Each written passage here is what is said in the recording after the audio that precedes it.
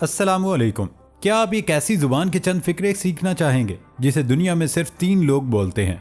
और क्या आप जानते हैं कि जमीन पर दुनिया का सबसे निचला मकाम कौन सा है? या फिर क्या आप जानते हैं कि कौन सी कौम पेशाब को दांत चमकाने के लिए इस्तेमाल करती है? ऐसे ही कुछ इंटरेस्टिंग फैक्ट्स आज आप जानने वाले हैं। मैं हूं हम्माद सादिक और आप देख रहे हैं रियलिटी फैक्ट्स। तो चलिए आगाज करते हैं आज के इंटरेस्टिंग फैक्ट्स का। फैक्ट नंबर 1, ये तो आप सब जानते ही हैं कि blood group A positive, A negative, B positive, B negative या फिर ए बी पॉजिटिव और नेगेटिव मगर एक ब्लड ग्रुप भी है जिसे दुनिया का नायाब तरीन खून समझा जाता है क्योंकि ये बहुत कम लोगों में होता है और इसका नाम है बॉम्बे पॉजिटिव या बॉम्बे नेगेटिव। मजे की बात यह है कि ये ब्लड ग्रुप सिर्फ 3 ममालिक के लोगों में पाया जाता है और वो 3 ममालिक हैं पाकिस्तान, भारत और ईरान।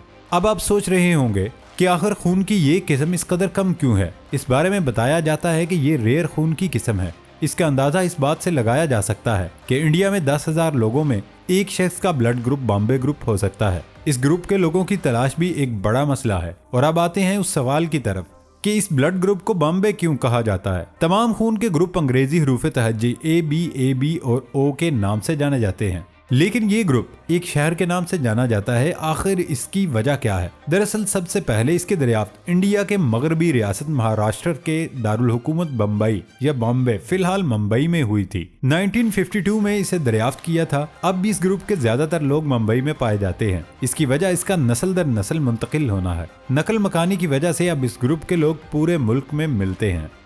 फैक्ट नंबर 2, क्या आप जानते हैं कि जमीन पर दुनिया का सबसे निचला मकाम कौन सा है? उर्दन, फलस्तीन और इसराइल के दरमियान एक समंदर है। ये ऐसा मकाम है जहां बारिश हो तो आसपास से और जमीन के अंदर से ऊपर से पानी नीचे की तरफ आता है। यहाँ पानी आता तो है लेकिन यहाँ से कहीं निकलता नहीं। मतलब ये कि चारों तरफ से एक तरह से बंद है और इस पानी का मुकद्दर सिर्फ बुखारात बनकर उड़ना ही है। सदियों से पानी के यूं ऊपर उड़ने की वजह से नीचे सिर्फ मादनियात और नमकियाती मादा ही रह गया, जो सदियों के समल से इतना नमकीन हो चुका है कि उसमें जानदार चीजों जैसे कि मछलियां या पौधों का रहना नामुमकिन है। हाँ, कई ऐसे बैक्टीरिया जरूर हैं जो हर तरह का माहौल बर्दाश्त कर लेते हैं।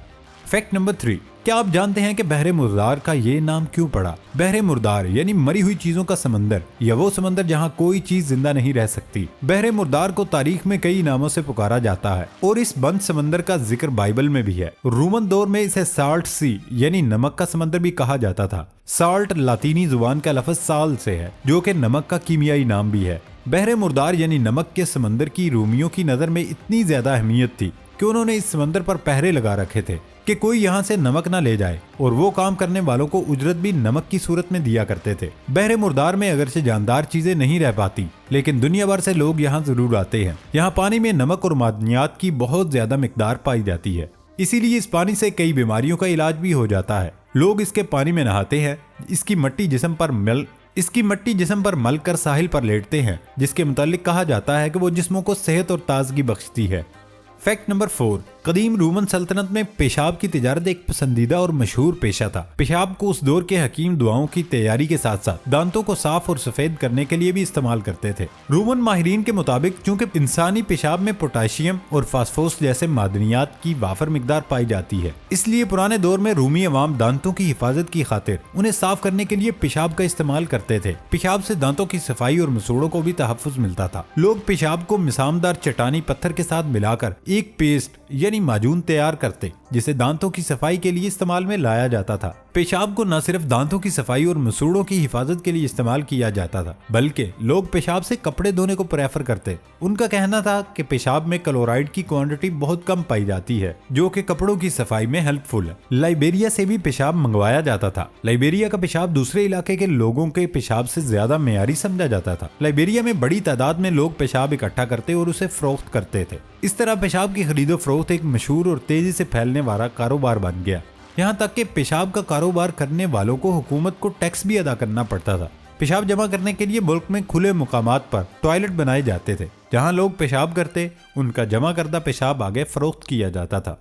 फैक्ट नंबर 5, भारतीय रियासत कर्नाटक में एक ऐसी बच्ची है जिसकी आंखों से आंसुओं के साथ साथ मुर्दा चींटियां भी निकलती हैं। 11 साल ये लड़की, इसकी आंखों से 60 चींटियां बरामद हो चुकी हैं। अगरचे डॉक्टर अब तक नहीं जान सके कि आखिर ये चींटियां इस लड़की की आंखों तक कैसे पहुंची, मगर उनका अंदाजा है कि शायद ये चींटियां पहले पहल इस लड़की के कानों में दाखिल हुई होंगी, जिसके बाद वो उसके जिस्म में भटकती हुई आंखों तक जा पहुंची हों, जहां पहले से पानी में डूबकर मर गई होंगी। अलबत्ता ये ख्याल अभी तक सिर्फ एक मफरूदा है। इस लड़की ने अपने वालिदैन को आंखों में शदीद तकलीफ का बताया, जिस पर उन्होंने गौर से देखा तो वहाँ एक मरी हुई चूंटी मौजूद थी। शुरू में उन्होंने उसे इत्तेफाक समझते हुए ज्यादा गौर नहीं किया और मरी हुई चूंटी निकालकर फेंक दी। डॉक्टरों का कहना है कि इसकी आंखों से रोजाना 5 से 6 मुर्दा चूंटियां अब भी निकल रही हैं।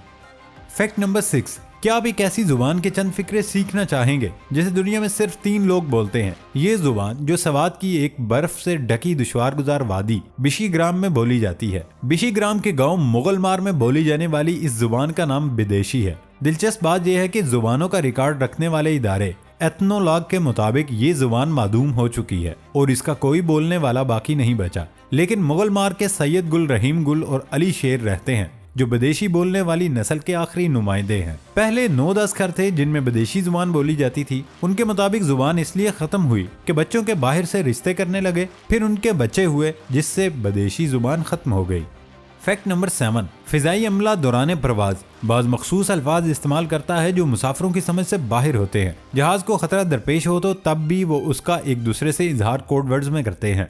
इनमें लफ्ज मेडे बहुत मशहूर है। जब पायलट या अमला ये लफ्ज बोले तो उसका मतलब है कि जहाज को कोई इंतहाई शदीद खतरा है। अब एक और ऐसा लफ्ज सामने आया जो उससे पहले किसी को मालूम नहीं। ये लफ्ज पैन पैन है। अगर आप फजाई सफर के दौरान अमले या पायलट की तरफ से ये लफ्ज सुनते हैं तो समझ जाएं कि जहाज किसी खतरनाक सूरत हाल में गिर चुका है और उसके बचने के इम्कानात भी कम हैं। मेड ए फ्रांसीसी जुबान का लफ्ज एमेड से निकला है, जिसका मतलब हेल्प मी या मेरी मदद करो। इसी तरह पेन पेन भी फ्रांसीसी जुबान के लफ्ज पेन से लिया गया है। इसका मतलब मुनक़ता हो जाना यानी ब्रेक डाउन के हैं। अगर जहाज हाईजैक हो गया हो तो पायलट उसको स्कॉकिंग का लफ्ज इस्तेमाल करता है। इस लफ्ज के जरिए पायलट खामोश रहते हुए हंगामी सूरत हाल का ऐलान कर रहा होता है और कंट्रोल टावर को उस सूरत हाल से आगाह करता है।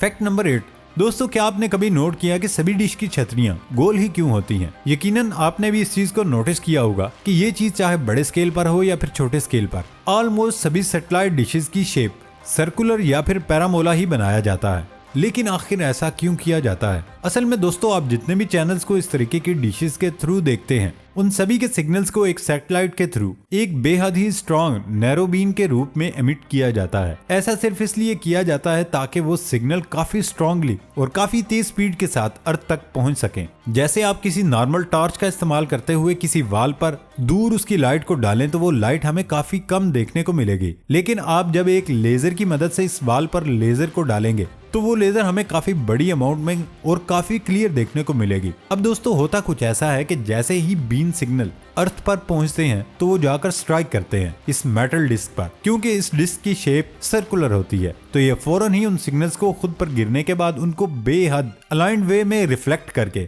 LNB पर फोकस कर देती है। इस चीज को आप सादा अल्फाज में इसी तरह समझ सकते हैं कि जब भी एक स्क्वायर मिरर किसी भी लाइट को रिफ्लेक्ट करके किसी भी पॉइंट पर फोकस किया जाता है तो वो मिरर इस लाइट को रिफ्लेक्ट करके काफी बड़े स्केल पर फैला देता है, जिसकी वजह से उसका रिफ्लेक्शन कभी भी साफ नहीं बनता। लेकिन अगर आप किसी भी लाइट को रिफ्लेक्ट कराने के लिए पैरामोला शेप के मिरर का इस्तेमाल करते हैं तो वह लाइट को एक परफेक्ट एंगल में बेंड करके बेहद ही अलाइंड वे में उसको फैलाता है, जिसकी वजह से उसका रिफ्लेक्शन एक स्क्वायर मिरर की रिफ्लेक्शन के मुकाबले में काफी ज्यादा स्ट्रांग होता है। और यही वो वजह है जिसके चलते हुए LNB पर ज्यादा स्ट्रांग और क्लियर सिग्नल्स को पहुंचाने के लिए सभी डिशेस को गोल या फिर पैरामोला शेप का बनाया जाता है। क्योंकि अगर उन्हें स्क्वायर या फिर किसी अलग शेप का बनाया जाए तो उस कंडीशन में सिग्नल्स का फैलाव काफी बड़े स्केल पर हो जाएगा, जिसकी वजह से आपके फेवरेट टीवी चैनल या तो आपको लैग करते हुए नजर आएंगे या फिर कभी भी हाई क्वालिटी में ब्रॉडकास्ट हो ही नहीं पाएंगे। अब आप जानते हैं कि सैटेलाइट डिशेस को गोल ही क्यों बनाया जाता है।